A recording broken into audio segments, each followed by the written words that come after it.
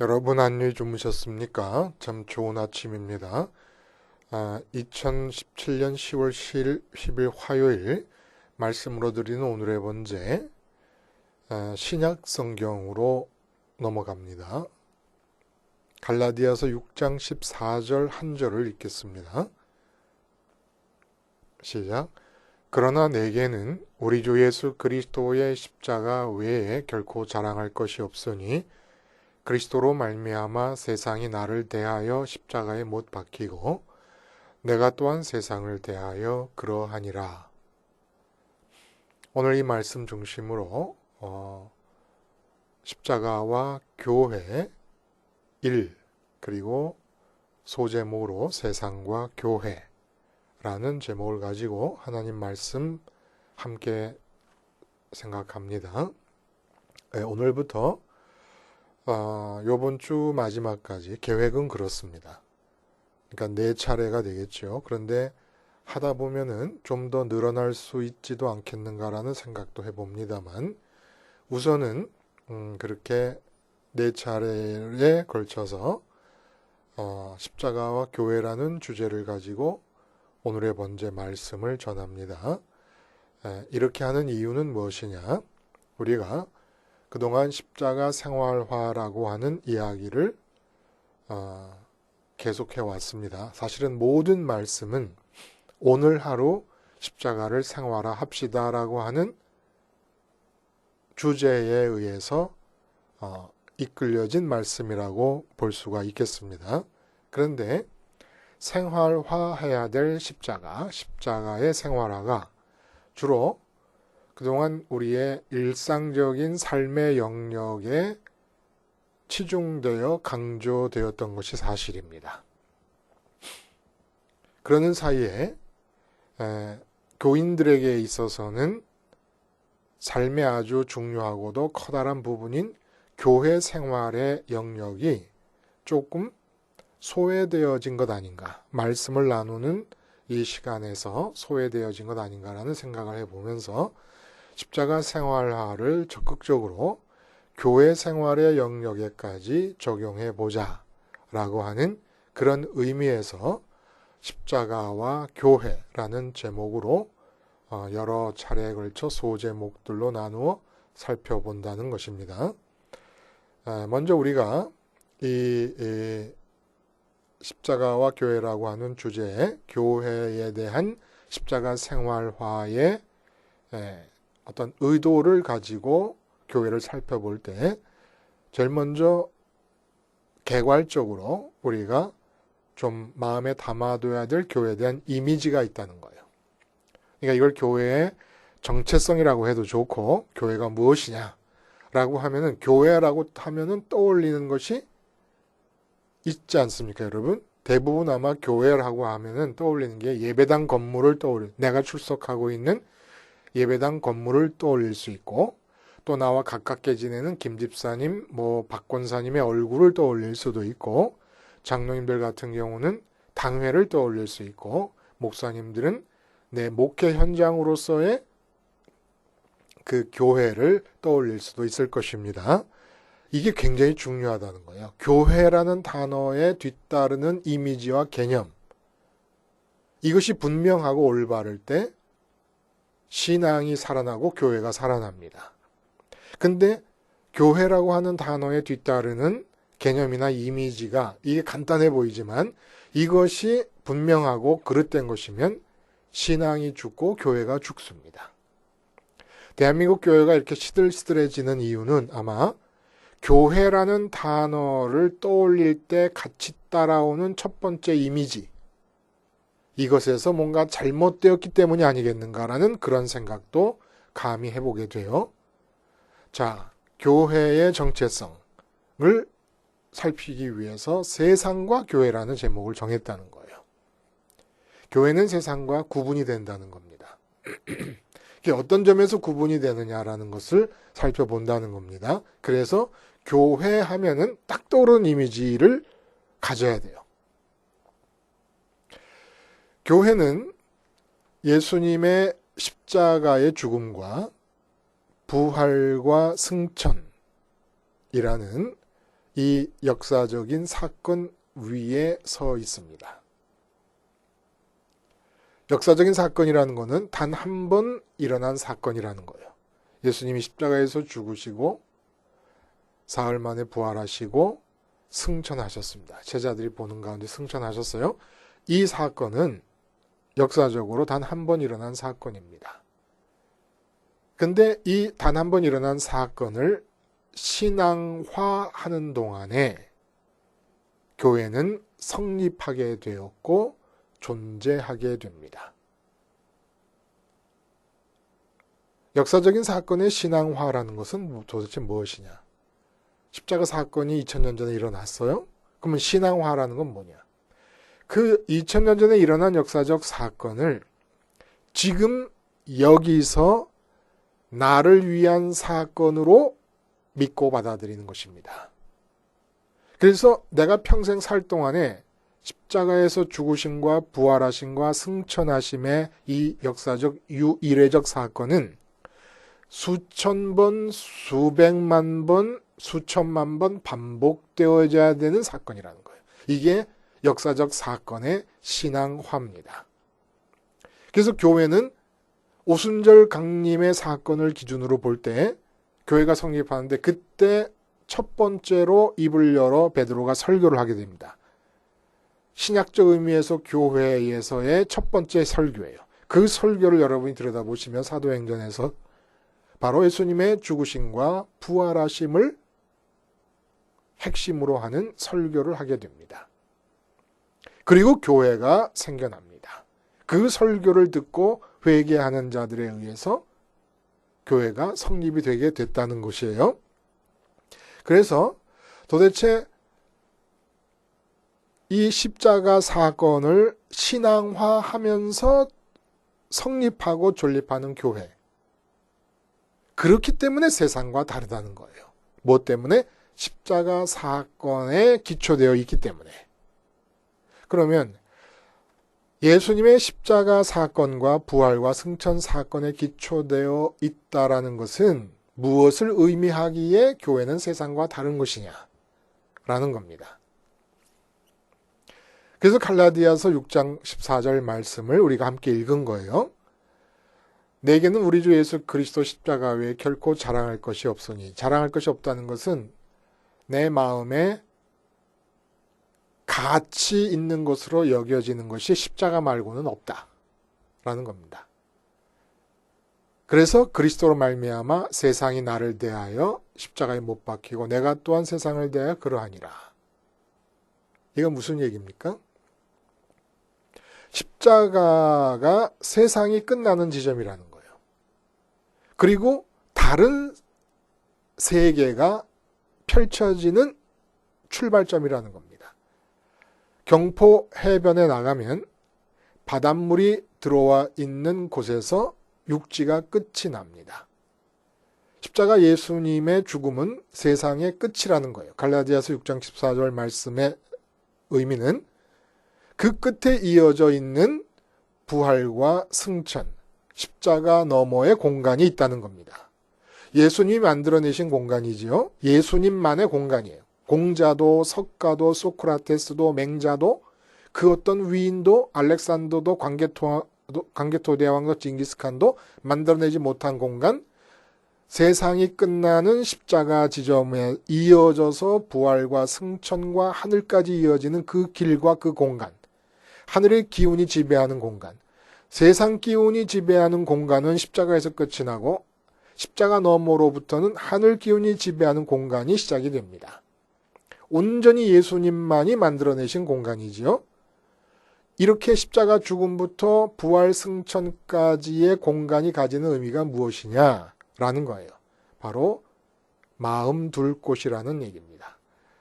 십자가를 자랑한다고 해서 자랑이라는 말에서 이미 가치라는 얘기가 나왔습니다만은 마음 둘 곳이라는 얘기는 무엇이에요? 마음은 하나님이 들어가 머무실 수 있도록 빈 채로 만들어져 있습니다.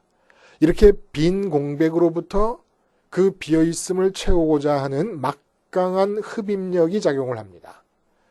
이렇게 빈 공간으로 인하여 언제나 강력하게 뭔가를 흡입하려는 마음이 십자가에서 세상에 대해 죽었다는 것은, 세상이 끝나는 지점에 있는 십자가 위에 마음이 올라탄다는 것은 빈 마음 채움을 위하여 세상에서는 어떤 대상도 구하거나 찾지 않게 되었다는 것을 말합니다. 그 대신에 부활 승천하신 주님과 함께 마음이 하늘로 올라가서 하나님만을 마음 채움의 대상으로 삼겠다는 것을 뜻한다는 거예요. 이 갈라디아서 6장 14절 말씀의 의미가 그렇다는 겁니다. 그래서 에베소 2장 5절에는 허물로 죽은 우리를 그리스도와 함께 살리셨고, 우리가 죽지 않았는데 지금 죽었다 그러지 않습니까? 그게 십자가의 죽음에 연합하는 거죠. 내 마음이. 또 함께 일으키사 그리스도와 예수 안에서 함께 하늘에 앉히시니라고 말씀을 하십니다. 하늘에 앉히셨다는 거예요. 왜냐하면 내 마음이 예수 그리스도 안에 있으니까. 예수님과 함께 십자가에서 죽는 순간에 연합을 해버렸더니 부활하신 예수님과 연합하고 승천하신 예수님과 연합해서 내 마음이 승천하신 예수님을 따라 올라가서 하늘에 앉히운 바 되었다는 겁니다. 그게 왜 중요합니까? 지금도 예수님과 하나님은 아들과 아버지로서 교제하고 계시는데 내 마음이 예수님 안에서 그 교제에 참여해서 하나님으로 내 빈 마음을 채우고 있다는 얘기입니다. 골로새서 3장 1절에서도 그러므로 너희가 그리스도와 함께 다시 살리심을 받았으면 위의 것을 찾으라. 거기는 그리스도께서 하나님 우편에 앉아 계시느니라. 위의 것을 생각하고 땅의 것을 생각하지 말라. 마음 채움을 위하여, 즉 만족과 기쁨을 위하여 위의 것을 추구하고 땅의 것을 추구하지 않는다는 겁니다. 십자가 너머로 간다는 것이에요. 반면에 하늘에서 마음 채움을 기대하지 않고 땅에서 마음 채움을 기대하는 자들을 사도 바울은 그리스도 십자가의 원수로 행하는 것이라고 말씀을 하십니다. 빌립보서 3장 18절에. 그리고 땅의 일을 생각하는 자다라고 정의를 내립니다. 자, 마음 채움을 십자가 너머에서 찾지 않고 십자가 이편 세상에서 찾는 것을 십자가의 원수로 행하는 것이라고 말씀하셨어요. 이 점에서 십자가 사건에 근거된 교회가 세상과 다르다는 것입니다. 세상이 쭉 가다가 십자가에서 세상이 끝이 납니다. 그리고 십자가 너머로부터는 부활과 승천으로 이어진 길을 따라 하늘까지 닿는 길이 열렸습니다. 그래서 십자가에 근거된 교회는 세상 기운에 지배되는 공간에 있는 사람들과 다르게 그 세상의 십자가 이편에서 살고 있는 사람들이 세상에 있는 것들로 마음을 채우려고 열심히 살고 있는 동안에 몸은 이 세상에 남아있지만 마음을 십자가 너머로 보내는 자들, 이들이 바로 교회라서 교회와 세상이 다르다는 거예요. 그러므로 교회가 뭐냐? 교회는 우선 아까 말씀드린 대로 먼저 떠오르는 이미지는 내가 다니는 예배당의 모습, 아니면 가깝게 지내는 아무개 집사님, 권사님, 장로님, 뭐 이런 이미지를 떠올릴 수 있습니다. 그런데 이렇게 교회라는 단어에 자동적으로 따라붙는 이미지를 이제는 바꿔야 되는 거예요. 교회가 뭐냐? 십자가 너머에 마음을 둔 자들, 그들 전체가 이 세상에서 교회입니다. 마음이 십자가 너머에 가 있는 자들. 그래서 세상과 구분이 된다는 거예요. 세상 속에 있으면서도 세상과 구분이 된다는 겁니다. 내가 출석하고 있는 예배당을 떠올리지 마세요. 십자가를 먼저 떠올리고 십자가 너머에 마음이 모여 있는 자들, 이들이 교회라는 거예요. 그러니까 말씀을 드리자면 교회의 핵심적 특징은 모임입니다. 모임. 그런데 이 모임은 우리 몸의 모임이 아니라 육체의 모임이 아니라는 거예요. 마음의 모임을 말하는 것입니다. 마음이 십자가 저편 예수님의 부활 승천으로 인해 도달되는 하늘의 마음을 둔 자들, 그들 전체가 교회라는 겁니다. 그래서 교회가 되기 위해서 마음을 십자가 너머에 둔 자들 전체가 몸으로 모여야만 되는 게 아니에요. 마음은 십자가 너머로 모여야 합니다. 그래야 교회가 성립해요. 마음 채움을, 빈 마음을 채우는, 기쁨과 만족을 추구하는 일을 십자가 너머의 영역에서 추구하고 있는 거예요. 이렇게 마음이 십자가 너머로 모여있는 사람들, 그들의 몸이 지금 현재 어디에 있더라도 흩어져 있건 그 몸이 모여있건 상관없이 이들 전체가 바로 교회라는 거예요. 그러니까 저는 한국 강릉에서, 그리고 김 집사님은 저기 아르헨티나 부에노스아이레스에서, 그리고 박 권사님은 저기 프랑스 파리에서, 이 장로님은 저기 미국 LA에서 각각 마음을 예수님의 십자가 너머로 보내면 몸이 지구의 정반대 장소나 여기저기 흩어져 있더라도 그 상태 그대로가 하나의 교회요, 예수님의 교회라는 겁니다. 그러므로 흔히 일상적으로 하는 말 중에 가장 잘못된 말 중에 하나가 뭐냐 하면은 교회 다닌다, 교회 출석한다라는 이 얘기예요. 교회는 다닐 수 있는 것이 아닙니다. 교회는 출석할 수 있는 것이 아닙니다. 예배당은 다닐 수 있어요. 예배당에는 출석할 수 있어요. 그러나 교회는 다니는 게 아니에요. 그리고 영어로도 마찬가지예요.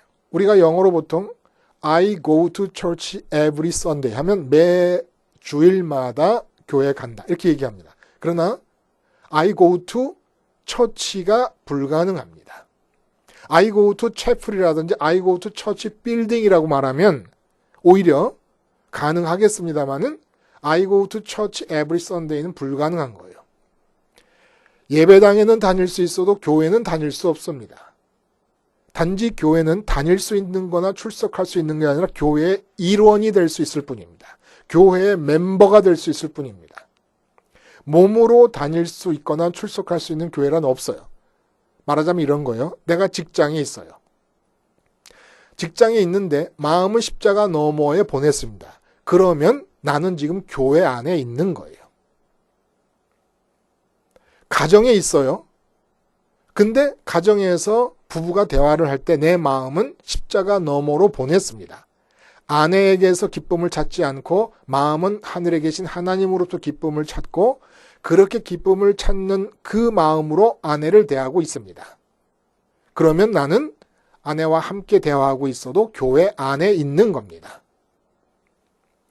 내 마음이 십자가 너머에 있으면 시장 통해서도 지금 나는 교회 안에 있는 것입니다. 그러므로 교회를 다닌다라는 말은 잘못된 거예요. 예배당을 다니는 것뿐이지요. 반대로 내 몸이 예배당 안에 들어와 있어도 내 마음이 십자가의 원수가 되어서 십자가 너머로 마음을 보내지 않고, 다시 말해 십자가 너머에 계신 하나님으로 마음을 채우고 만족과 기쁨을 찾으려 하지 않고 예배당 안에 있음에도 불구하고 십자가 이편, 세상에서 마음 채우기 위한 기쁨거리와 만족거리를 찾고 있다면 그는 예배당 안에서도 교회 밖에 나가 있는 것입니다. 교회 개념이 바뀌어야 된다는 거예요. 내 마음이 십자가 너머에 있는 동안에는 그렇게 마음을 십자가 너머로 보낸 자들 전체로 이루어지는 교회 안에 있는 것이고, 내 마음이 십자가 너머에 있지 않고 십자가 이편 세상에서 기쁨과 만족거리를 찾고 있다면 예배당 안에 들어와 있어도 나는 교회 밖에 있는 거예요. 그러니까 교회 안에, 예배당 안에 들어가서 예배를 드리는데 목사님의 설교가 예수님 잘 믿으면 돈 벌 수 있습니다, 장사 잘 될 수 있습니다, 병 날 수 있습니다 했는데 그 말이 너무너무 기뻐서 아멘하고 받아들였다 그러면 아멘하고 있는 동안에 교회 바깥으로 튕겨져 나가는 것입니다. 그리고 목사님도 설교하시는 동안에 교회 바깥에서 설교를 하고 계시는 겁니다. 교회는 다니는 것이 아니고 다닐 수도 없습니다. 내 마음이 십자가 너머로 가머물면 나는 어디에 있어도 예수님 자신에게 속하는 것이고 예수님의 교회 안에 있는 것이기 때문입니다. 이렇게 이제 교회 개념을 바꿔야 된다는 거예요. 시장에서도 물을 수 있습니다. 내가 교회 안에 있나? 어떨 때 교회 안에 있습니까? 시장에서도 장사 잘 돼서 버는 돈으로 기쁘려 하는 대신에 내 마음이 십자가 너머로 넘어가서 주님이 하늘에서 하나님 아버지로 가득 마음을 채우고 기뻐하시듯이 주님 안에서 나도 주님과 똑같이 주님이 받아들이시는 그 하나님 아버지를 받아들임으로써 만족과 기쁘려고 한다면 시장에서 장사하는 동안에도 교회 안에 있는 것입니다. 그러므로 교회는 초공간적이라고 말할 수는 없지만 범공간적으로 존립하고 있습니다. 그러면 이제 이런 질문이 가능할 거예요. 도대체 그렇다면 몸으로 하는 모임에 대한 성경 말씀들을 어떻게 이해할 것인가? 사도행전 2장 46절에 이렇게 얘기해요. 날마다 마음을 같이하여 성전에 모이기를 힘쓰고 이렇게 얘기합니다. 또 히브리서 10장 25절에는 모이기를 피하는 어떤 사람들의 습관과 같이 하지 말고 오직 권하여 그날이 가까움을 볼수록 더욱 그리하자 라는 말씀을 해요. 몸으로 모임, 이 모임을 어떻게 이해해야 될 것인가? 여러분, 다시 한번 정리하면서 육체로 모이는 모임에 대한 얘기를 얘기합니다. 예수님만이 만드신 십자가와 부활과 승천의 공간에 지금이라도 70억의 마음이 동시에 수용될 수가 있습니다.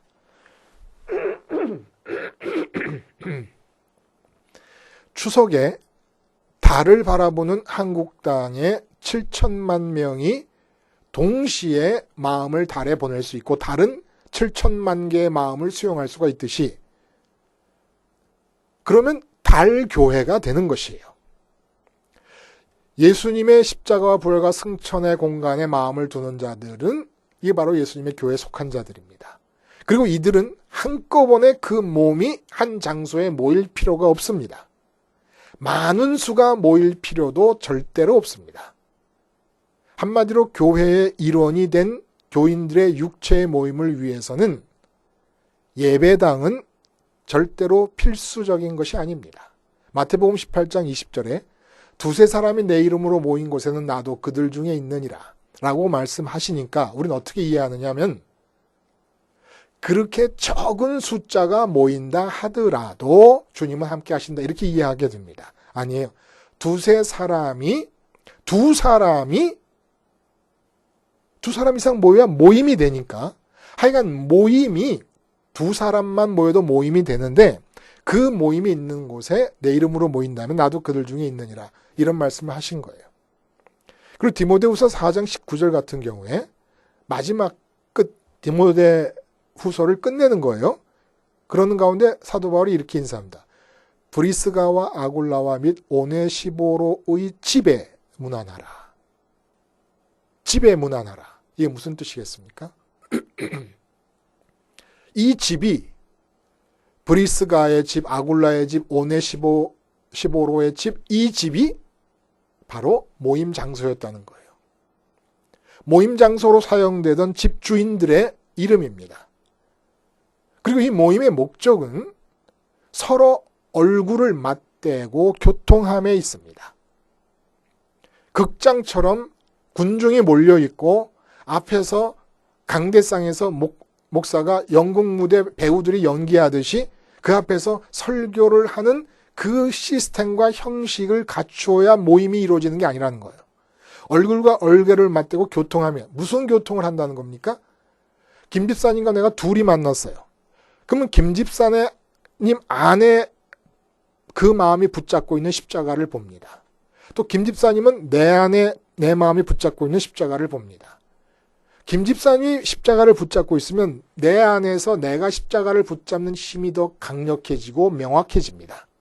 김 집사님이 내 안에 십자가를 보면은 당신 자신 속에 십자가를 붙잡음과 바라봄이 명확해집니다. 십자가가 명확해진다는 것은 세상을 떨쳐내는 힘이 강해진다는 것이고 세상을 떨쳐내는 힘이 강해지면 하늘로 올라가는 힘이 강해지고 하늘로 올라가는 힘이 강해지면 하나님을 흡입하는 힘이 강해진다는 겁니다. 결국 하나님으로 마음 채움이 강력하게 되기 위해서 두세 사람이 모여서 내 안의 십자가를 보여주고 내가 그 속에 다른 상대방 속의 십자가를 바라보는 겁니다. 이 교제를 위해서 성도의 교통함을 믿는다라는 사도신경의 고백이 있는 거예요. 면대면해서 상대방 마음속에 있는 십자가를 바라보는 교통을 위해서. 이렇게 두세 사람이 모일 수 있는 공간이면 교회 일원들의 몸으로 모이는 공간이 충분하고 바로 이런 모임을 성경은 강력하게 권장하고 있었다는 얘기예요. 따로 육신으로 수십, 수백, 수천, 수만 명이 모여야 할 예배당이 교회 생활에는 전혀 필수적이 아닙니다. 그럼 지금 현재 있는 예배당을 도대체 어쩌겠는가? 없애버릴 수도 없지 않은가? 그러나 실제 상황은 없애버릴 수는 없지만 알기는 바로 알아야 된다는 거예요.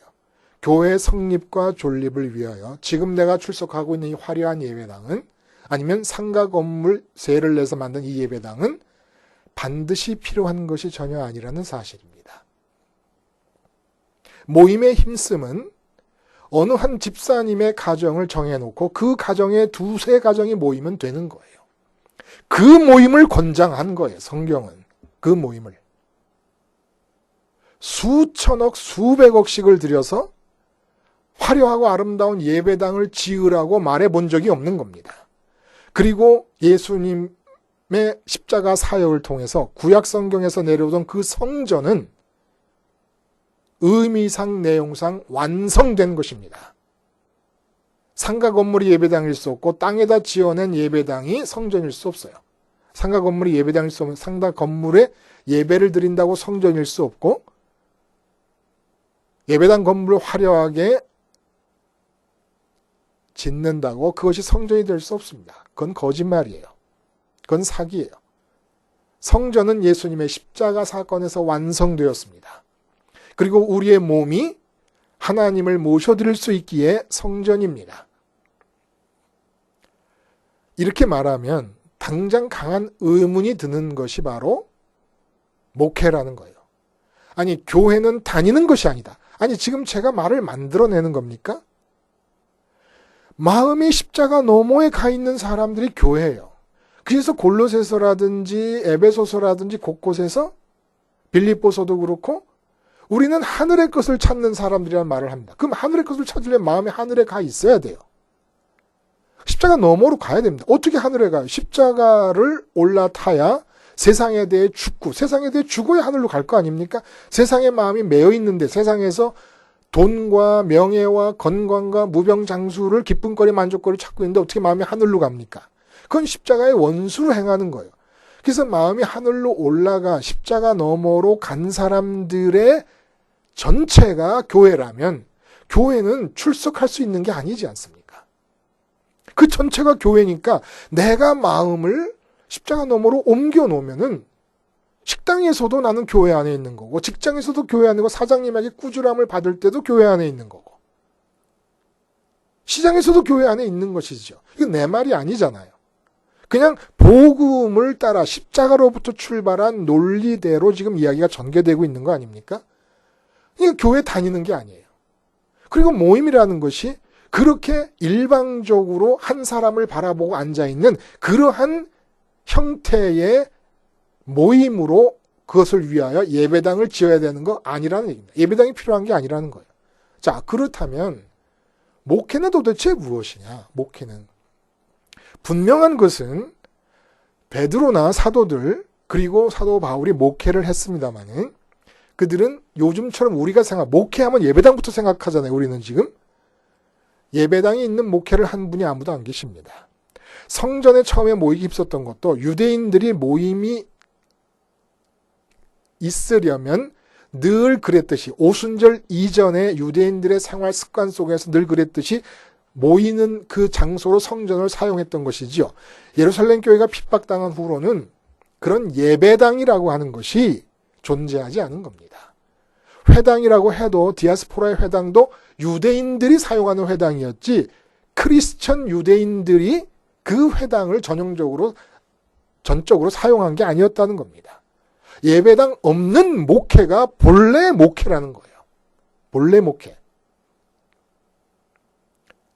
그래서 이 목회를 어떻게 할 것이냐라는 이 얘기는 이제 십자가와 교회라는 주제로 세부적인 주제들을 다루어 나가면서 계속 이야기될 것입니다. 어떻게 도대체 내가 목회에 임할 것인가? 교회가 뭡니까? 교회라는 단어를 딱 떠올리면 내 마음이 십자가 너머에 가 있는 상태. 그게 내가 교회의 이론이 될 수 있다. 교회는 출석할 수 있는 것이 아니다.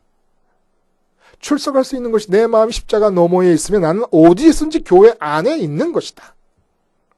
세상 속에서 교회 안에 있는 겁니다. 그렇기 때문에 예배당이라고 하는 건물이 신앙의 필수적인 요건이 아니다. 그리고 모임이라고 하는 것은 면대면하여 내 속의 십자가를 보이고 내가 상대방의 십자가를 볼 수 있는 그런 만남이 가능한 모임이 진정으로 성경에서 요구하는 그 모임이었다라는 것을 기억하시고 다음 시간을 향해 갑니다. 기도하시겠습니다. 하나님 아버지, 교회가 살아야 신앙이 삽니다.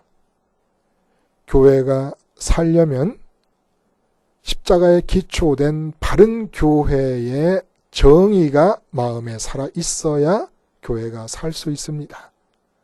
아무쪼록 쓰러져가는 한국교회와 이 세계의 교회를 일으켜 세워 주시옵소서.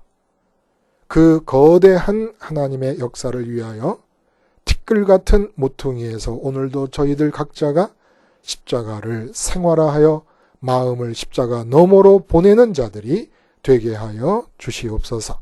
예수님의 이름으로 기도하옵나이다. 아멘.